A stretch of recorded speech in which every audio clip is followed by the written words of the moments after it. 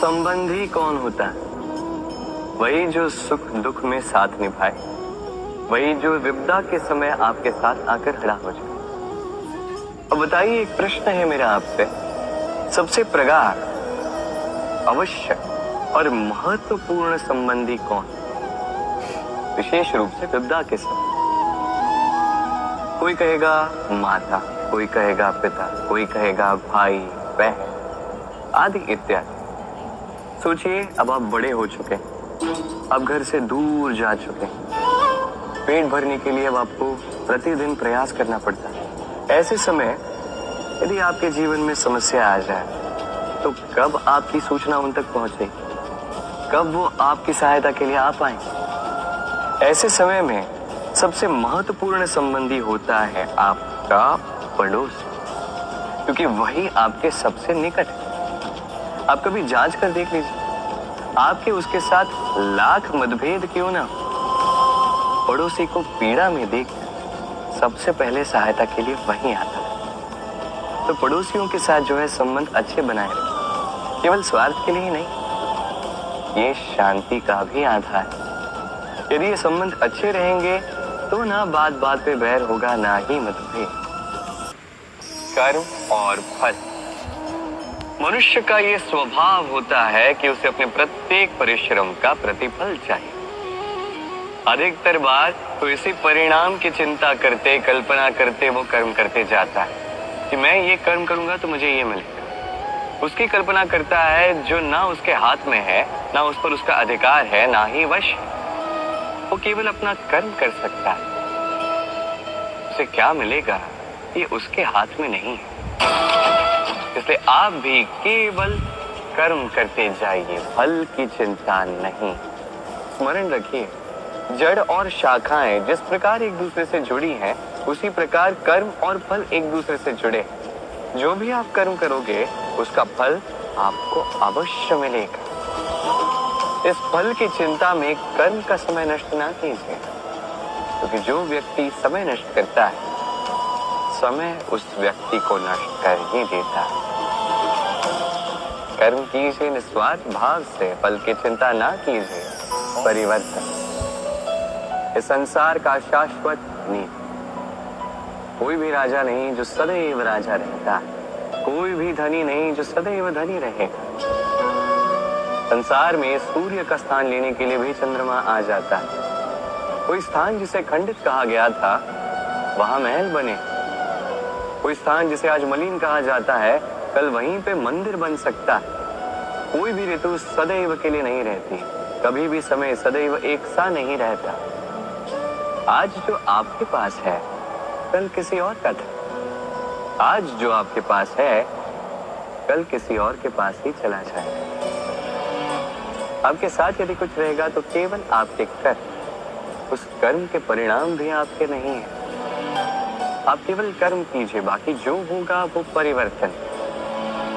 और इस परिवर्तन से भयभीत होने की आवश्यकता नहीं है, इसका स्वागत कीजिए। यदि आप मुस्कुराहट के साथ इस परिवर्तन का स्वागत करेंगे तो परिवर्तन भी मुस्कुराहट के साथ आपका साथ देगा। वट वृक्ष का बीज राई से भी छोटा होता है, पर जब वो अपना रूप धारण कर लेता है तो एक विशाल वृक्ष में परिवर्तित होता है, जो सहस्त्र वर्षों तक जीवित रहता है, छाया देता है, पक्षियों को घर देता है और यात्रियों को विश्राम करने का स्थान देता है। क्यों? क्योंकि वो छोटा सा बीज वो भूमि के भीतर जाकर अपना खोल तोड़ता है, अंधकार में रहता है। जितनी भी धूप क्यों ना आए, कितनी भी वर्षा क्यों ना आए, सब सहता है। तत्पश्चात एक कली का निर्माण होता है, फिर धीरे धीरे वो एक विशाल वृक्ष में परिवर्तित होता है। देखिए, जीवन में कठिन समय आता है इसके लिए नहीं ताकि आप हार मान लें, इसलिए आता है ताकि आप भविष्य निर्माण के लिए स्वयं को सज्ज कर दें। यदि कठिन समय में आप भी उस बीज की भांति डटे रहेंगे तो आप भी एक दिन उस विशाल वृक्ष की भांति अपना अस्तित्व बनाएंगे, जो सहस्त्र वर्षों तक पहचाना जाएगा। बल, शक्ति, पराक्रम इस संसार के विकास का मूल है। परंतु कभी सोचा है कि प्रकृति ने हमें ये बल, शक्ति, पराक्रम क्यों दिए?